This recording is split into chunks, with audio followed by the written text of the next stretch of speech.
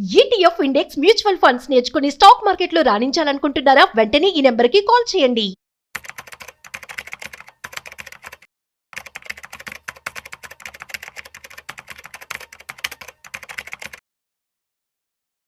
నమస్తే, welcome back to Suman TV. Present మనతో పాటు ఉన్నారు stock market analyst Sundararam Reddy గారు. నమస్తే సార్. నమస్తే మ్యామ్.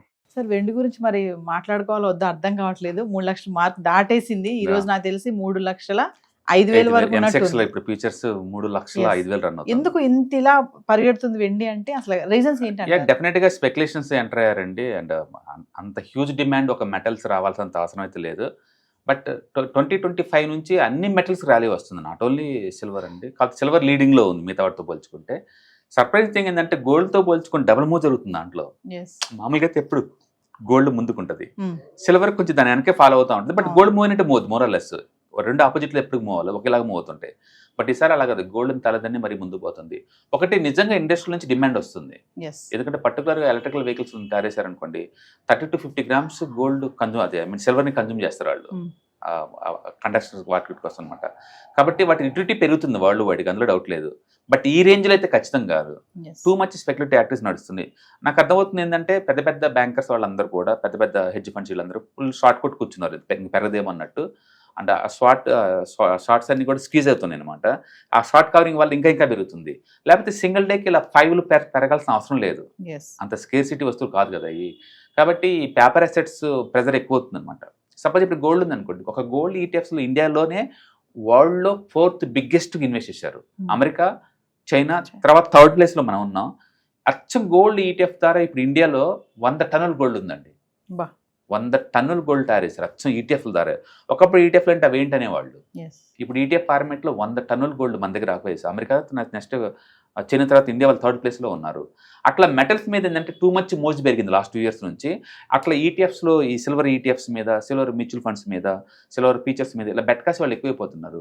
అంటే ఫిజికల్గా ఉన్న సిల్వర్తో పోల్చుకుంటే ఇలా పేపర్ అసెట్స్ మీద బెట్ కాసే వాళ్ళు 400% ఉన్నారు. అంటే 1 kg సిల్వర్కి 400 kgs బెట్ కడుతున్నారు ఇక్కడ. వీళ్ళందరూ ట్రాప్ అవడం వల్ల అది ఇంకా పెరుగుతుంది అనమాట. షార్ట్ కొట్టిన వాళ్ళు పడిద్దని షార్ట్ కొట్టారనుకోండి, ఇది పెరిగినప్పుడు మళ్ళీ వాళ్ళు క్లోజ్ చేయాల్సి ఉంటుంది కదా, మళ్ళీ మూవ్ అవుతుంది. అట్లా బాగా భారీగా మూవ్ అవుతుంది. డెఫినెట్గా అబ్నార్మల్ మూవ్స్ అండి. ఇది ఎంతకాలం సస్టైన్ అవుతుందో తెలియదు కానీ, బట్ టూ మచ్ మూవ్ అవుతా ఉందన్నమాట. డిమాండ్ పెరుగుతున్నప్పటికీ సార్, సరఫరా అనేది తగ్గిపోవడం వల్ల కూడా అది ఓవర్ నైట్ తయారయ్యే వస్తువు కాదు కదా. బేసికల్గా ఇండస్ట్రీ డిమాండ్ అన్నమాట నిజం.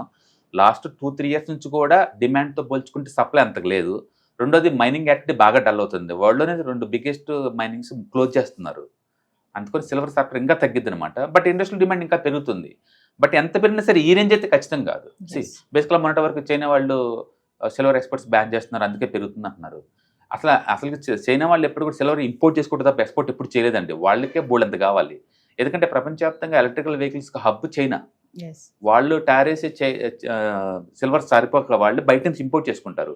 అందుకని చైనా వాళ్ళు మొదటి నుంచి కూడా నెట్ ఇంపోర్టర్స్ వాళ్ళు. అందుకని వాళ్ళు సపరేట్గా బ్యాన్ చేసినా బ్యాన్ చేయకపోయినా అది బయటకు వచ్చేదేం కాదు అక్కడ నుంచి. ఇలాంటి న్యూస్ వాటి వల్ల ఇటు వల్ల మూవ్ అవుతా ఉంది, బాగా మూవ్ అవుతా ఉంది అనమాట. టూ మచ్ మూవ్ అవుతుంది. అంటే మేము అనుకుంది ±15% రిటర్న్స్ వస్తాయి ఈ సంవత్సరం అనుకున్నాం. బట్ ఇక్కడ చూస్తే ఎవ్రీడే మార్నింగ్ అయిందంటే 5% దగ్గర ఉంటుంది, 5% దగ్గర ఉంటుంది. బట్ పెన్షన్ ఫండ్స్లో ఎవరు కొంటలేదండి, గవర్నమెంట్ పర్మిషన్ ఇచ్చినా సరే గోల్డ్ సిల్వర్లో అంతగా మూవ్ అవుతుంది. బట్ ఎంతకాలం ఇలా ఉంటుందో మనం చెప్పలేము. ఎందుకంటే వరల్డ్ వైడ్గా అన్సర్టనిటీ అయ్యే కొద్దీ సిల్వర్ గోల్డ్కి ఆ డిమాండ్ ఉంటూనే ఉంటుంది. ఇంకా ఎవ్రీ వీక్ ఏదో ఒక న్యూస్ వస్తుంది, అన్సర్టనిటీ పెరుగుతుంది కాబట్టి ముందు పోతుంది. బట్ ఎంతకంత ప్రోడక్ట్ బుకింగ్ చేసుకోవడం బెటర్, స్ట్రెంత్లో ఉన్నప్పుడే ఎంతకంత బుక్ చేసుకోవడం బెటర్. ఏడాదిలో ఎంత పెరిగింది అనుకోవచ్చు sir silver? Almost last year ఎల్లోని 170 అండి. అంటే ఈ మంత్ కూడా లిటరల్లీ అది ఐ థింక్ మోర్ దెన్ 10% పెరిగినట్టుంది. ఎంత వేగంగా పెరుగుతుందో అంతలా పడిపోతుంది అంటారా? మనం అట్లాగని చెప్పలేము, ఎందుకంటే అన్సర్టనిటీ ఎంతకాలం ఉంటుందో తెలియదు. బట్ యూ కాంట్ జస్టిఫైడ్ అనమాట. ఈ మూవ్కి ఎలాంటి జస్టిఫికేషన్ లేదు నేంటుంది అది. ఎందుకంటే ఆ స్పీడ్ చూస్తే లాస్ట్ ఇయర్ అప్ టు 170% పెరిగింది. మళ్ళీ ఈ ఇయర్ కూడా పెరుగుతూనే ఉంది. అది 1 డేకే 5-6 మూవ్ అవుతుందండి నేను అంటుంది అది. సో ఇది ఎంతకాలం ఉండొచ్చు అంటే మెటల్స్ ఎప్పుడు అలానే ఫాస్ట్గా మూవ్ అవుతుంది, పైకి పోయినా కింద పోయినా సరే. మీరు కనుక మెటల్ స్టాక్స్ మెటల్స్ చూసినా విత్ ఇన్ ద 2 yearsకే 200-300% మూవ్ అవుతాయి. అంటే పట్టం స్టార్ట్ అయింది అనుకోండి, అండ్ ఒక 5 to 6 years పడుతూనే ఉంటాయి అదే పనిగా. మళ్ళీ పెట్టడం స్టార్ట్ అయితే ఇలా పెరుగుతూ ఉంటాయి. అందుకని సైకిల్ నేచర్ ఎక్కువ ఉంటుంది మెటల్స్ మిగతా వాళ్ళతో పోల్చుకుంటే. ప్రస్తుతానికి వరల్డ్ వైడ్గా మంచి ఎకానమీ బూమ్ నడుస్తుంది కాబట్టి మెటల్ డిమాండ్ ఉంటుంది. బట్ ఈ రేంజ్లో అయితే ఖచ్చితంగా కాదు. And too much speculative activities run అవుతుంది. అండ్ స్ట్రెంత్లో ఉన్నప్పుడు ఎంతకంత ప్రాఫిట్ బుక్ చేసుకొని కొంతవరకు పార్షల్ బుక్ చేసుకోవటం బెటర్. డిప్ అని బై చేసుకోవటం బెటర్. ఇలాంటి వాటిలో చేంజ్ చేసుకోవటం అవసరం అంటే అంత కష్టం. ఒకప్పుడు సిల్వర్ ని మనం పూజ సామాన్ల కోసం వాడేవాళ్ళం కదా. ఇప్పుడు మరి ఇన్వెస్ట్మెంట్ ఇప్పుడు ఎన్ని ఎక్కడెక్కడ వాడవలసి వస్తుంది, అంటే ఎన్ని రంగాల్లో వాడుతున్నాం దీన్ని? నో, ఇప్పుడు మోడర్న్ బిజినెస్ అన్ని కూడా ఎలక్ట్రానిక్స్ రన్ Electronics. అవుతున్నాయి. Chip Yes. Manufacturing, electrical vehicles, data Cables. Centres, cables అన్నిటిలో కూడా మంచి కండక్టర్ కాబట్టి అది బాగా వాడుతున్నారు కింది మీదకి. అందుకని ఇండస్ట్రియల్ పెరిగింది. అదే టైంలో బ్యాంకులు కూడా ఇన్వెస్ట్మెంట్ కోసం కొంటున్నారు, పబ్లిక్ Yes. కొంటున్నారు. అంటే దానితో ఈటీఎఫ్స్, ఈ మ్యూచువల్ ఫండ్స్ వచ్చిన తర్వాత కూడా ఇండైరెక్ట్ ఇన్వెస్ట్ చేస్తూ ఉన్నారు. అట్లా వరల్డ్ వైడ్ డిమాండ్ క్రియేట్ అవుతా ఉంది. అండ్ స్పెక్యులేటర్స్ ఎంటర్ అయ్యారు, ఫ్యూచర్స్ అండ్ ఆప్షన్స్ ఉంటాయి కాబట్టి. Yes. అండ్ సో వరల్డ్ వైడ్గా పెరుగుతుంది. మెటల్స్ ఎప్పుడు వరల్డ్ వైడ్, ఒక కంట్రీ కంట్రోల్ చేయలేదు వాటిని, అండ్ వరల్డ్ వైడ్ డిమాండ్ ఉంది. బట్ దీనివల్ల ఏమవుతుంది, ఈ మెటల్స్ పెరగడం వల్ల అంటే ఇప్పుడు ఇదే కాదు, ఈవెన్ కాపర్ పెరుగుతూ ఉంది, Yes. సిల్వర్ పెరుగుతూ ఉంది, అండ్ మిగతా కూడా ఆటోమొబైల్స్కి ప్రెజర్ బీన్ అవుతుంది ఇంకా. ఎందుకంటే ఆటోమొబైల్స్కి రా మెటీరియల్ ఇవే కదా, ఇవే. అవి ఆ ప్రెజర్ గ్రో అవుతూ ఉంటాయి అనమాట ఇంకా. అందుకని ఈ మెటల్స్ పెరగడం వల్ల కొన్ని సెక్టర్స్ మొత్తం ఫుల్ ఎఫెక్ట్ అవుతూ ఉంటాయి. అవి రికవర్ కానీ బాగా టైం పడుతుంది. అందుకని మెటల్స్ ఆ ఫాస్ట్నెస్ మిస్ అవుతుంది. మొన్నటి వరకు మెటల్స్ బాగా మూవ్ అయినాయి. జిఎస్టీ కటింగ్ వల్ల కావచ్చు, Yes. లేకపోతే పబ్లిక్ అఫోర్డబిలిటీ పెరగడం వల్ల కావచ్చు, బాగా మూవ్ అయినాయి. లాస్ట్ 2 months నుంచి పెరగటం ఆగిపోయింది మెటల్ థీమ్. ఎందుకంటే రా మెటీరియల్ కాస్ట్ పెరగబోతుంది. అందుకని ముందు ముందు రోజుల్లో దీని ఎఫెక్ట్ బాగా పడుతుంది ఆటోమొబైల్స్ పర్టికులర్గా. Yes. అందుకని ఇవి తగ్గితే తప్ప ఆటోమొబైల్ థీమ్ ముందు పోలేదు ఇంకా. సిల్వర్ లోన్స్ కూడా ఇంకా పెరుగుతాయంటారా? గోల్డ్ లోన్స్ డెఫినెట్గా, ఎందుకంటే సిల్వర్కి కూడా బిఎస్ హాల్ మార్క్స్ ఇస్తున్నారు కదా, పెరుగుతుంది. సిల్వర్ కూడా ఇంకా గోల్డ్ లాగా మనోళ్ళు గోల్డ్ ఎట్టాగా మనకు కొనలేదు గ్రాముల లెక్క, అట్లీస్ట్ సిల్వర్ ఈజ్ గుడ్ కదా. సో ఇన్వెస్ట్మెంట్ వాల్యూ పెరుగుతుంది. ఏదైనా కానీ కోవిడ్ తర్వాత నుంచి మెటల్స్ బూమ్ స్టార్ట్ అయింది. 2025 కల్లా పీక్ లెవెల్కి వచ్చేసింది. అండ్ అది కంటిన్యూ అయ్యే ఛాన్స్ ఎక్కువ ఉంది. బట్ స్పీడ్ తగ్గొచ్చు మేబీ.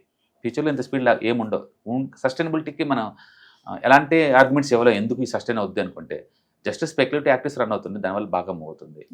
అంటే గోల్డ్తో పోల్చుకుంటే సిల్వర్ డెఫినెట్గా మోర్ వాలటైల్, అందులో డౌట్ లేదు. బట్ రెండు కరెక్షన్ గ్రోత్ రెండు పెరుగుతాయి అనమాట. సార్, మరి ఫర్దర్ గా మీరు వెబినార్ నిర్వహించబోతున్నారు కదా, ఒకసారి వాటి గురించి. మనం ఎవ్రీ మంత్ 1 లేదా 2 సార్లు ఆన్లైన్ వెబినార్స్ కండక్ట్ చేస్తూనే ఉంటామండి. ఈసారి రాబోయే టైమింగ్స్ ఏంటంటే January 31st and February 1st, ఈ 2 రోజులు అనమాట ఆన్లైన్ వెబినార్. దీంట్లో మీరు చెప్పినట్టు ETFs, index funds and mutual funds వీటన్నిటి గురించి డెప్త్గా మనం డిస్కస్ చేస్తాము. ఈ వాలటిలిటీ మార్కెట్లో మీరు చూస్తూనే ఉన్నారు, ఈక్విటీ మార్కెట్ ఎంత వాలటిలిటీ ప్రూన్ అవుతా ఉందో. ఇలాంటి టైంలో మనం సేఫ్ అండ్ సెక్యూర్ ప్లేస్లో మనం మనీ మేక్ చేసుకోవాలంటే ఇలాంటి వాటిలో ఏంటంటే రిస్క్ ఉంటుంది అనమాట. అండ్ మిగతా వాటితో పోల్చుకుని సేఫ్టీ. మనం స్టాక్ మార్కెట్లో ఎంటర్ అవుతున్నప్పుడు ఏంటంటే మీకు 2 రకాల రిస్క్ని ఫేస్ చేయాలి. ఒకటి అంటే స్టాక్ స్పెసిఫిక్ రిస్క్. మీరు కనుక స్టాక్స్ తీసుకుంటే అవి డ్రాప్ అయింది అనుకోండి, ఆ రిస్క్ అంతా మీరు భరించాలి. ఎగ్జాంపుల్ ఈ రోజు మనం చూసుకుంటే విప్రో మార్నింగ్ 10% డౌన్ అయింది, single stock. And Wipro fundamentally very sound company. But దాని అర్థం ఆ సౌండ్ అంతా డ్రాప్ అని కాదు కదా, రిజల్ట్ వచ్చినప్పుడు డిసప్పాయింట్ చేసినాయి అనుకోండి, ఈజీగా డ్రాప్ అవుతాయి. అలాగే రిలయన్స్ ఈ రోజు ఆల్మోస్ట్ 4% డౌన్ అయింది. అందుకని ప్రతి రిజల్ట్ వచ్చినప్పుడల్లా, ఏదో ఒక న్యూస్ ఉన్నప్పుడల్లా స్టాక్స్ ఈజీగా వాలటిలిటీ గ్రో అవుతూ ఉంటాయి. ఇట్లా 5-10% నిఫ్టీలో ఉన్న స్టాక్స్ ఎక్కువ లాస్ అవుతుంటే సేఫ్టీ ఉండదు మీకు. అందుకని స్టాక్ స్పెసిఫిక్ రిస్క్ మీకు వద్దా, ఓన్లీ మార్కెట్ రిస్క్ ఒకటే భరించాలనుకున్నప్పుడు ETFs, index funds, mutual funds బాగుంటాయి. అందుకని మనం స్టాక్ మార్కెట్ ఎంటర్ అవుతున్నాం అంటే మీరు గుర్తుంచుకోవాల్సింది సిస్టమాటిక్, అన్సిస్టమాటిక్ అంటాం. ప్లేన్ గా చెప్పాలంటే stock specific risk and market risk రెండు భరించాల్సి ఉంటుంది. స్టాక్ స్పెసిఫిక్ రిస్క్ మనం భరించలేము, చాలా ఎక్కువ పెయిన్ ఉంటుంది. కాబట్టి బెటర్ ఏంటంటే బ్రాడ్ గా మార్కెట్ రిస్క్ ఒకటే టాలరేట్ అయితే బెటర్ అనమాట. అందుకని మనకి ETFs, index funds, mutual fund ఉండడం వల్ల ఏంటంటే ఈ స్టాక్ స్పెసిఫిక్ రిస్క్ మనం అవాయిడ్ చేయొచ్చు. ఓన్లీ బ్రాడ్ మార్కెట్ రిస్క్ మాత్రమే మనకు ఉంటుంది. అందుకని మనం ఈ వాలటిలిటీ మార్కెట్ లో సేఫ్ అండ్ సెక్యూర్ గా అచ్చం ఈక్విటీలో కూర్చున్న వాళ్ళకి ఇది బెస్ట్ అనమాట. అందుకని అవంటే ఏంటి, వాటిని ఎలా హ్యాండిల్ చేయాలనేది ఈ ప్రోగ్రామ్ లో మీకు టీచ్ చేస్తారు. కాబట్టి ఇంట్రెస్ట్ ఉన్న పార్టిసిపెంట్స్ కింద స్క్రోల్ అవుతున్న నెంబర్ పై కాల్ చేస్తే మన వాళ్ళు ఇన్ఫర్మేషన్ ఇస్తారు. So timings January 31st and February 1st అనమాట. మొత్తం టోటల్ 6 hours ట్రైనింగ్ ఉంటుంది. సో వ్యూవర్స్, మరి విన్నారు కదా, స్టాక్ మార్కెట్ ఎనలిస్ట్ సుందరరామరెడ్డి గారిది వెబినార్ క్లాసెస్ నిర్వహించబోతున్నారు January 31st and February 1st. Dates note చేసుకోండి. Index funds, mutual funds, retirement planning, పిల్లలుంటే పిల్లల ఫ్యూచర్ ప్లానింగ్ కానీ, ఎక్కడ ఇన్వెస్ట్మెంట్ చేయాలి, ఎలా ఇన్వెస్ట్మెంట్ చేయాలి, ఎంత ఇన్వెస్ట్మెంట్ చేయాలి, ఇలాంటి వాటిపైన మీకు అవగాహన కావాలనుకుంటే కింద కనిపిస్తున్న నెంబర్కి కాల్ చేస్తే మీకు వివరాలన్నీ కూడా అందుబాటులో ఉంటాయి. మరి టైమింగ్స్ కూడా మీకు తెలియజేస్తారు. కింద కనిపిస్తున్న నెంబర్కి కాల్ చేయండి, మా టీం మీకు అందుబాటులో ఉంటుంది. మర్చిపోవద్దు, January 31st and February 1st.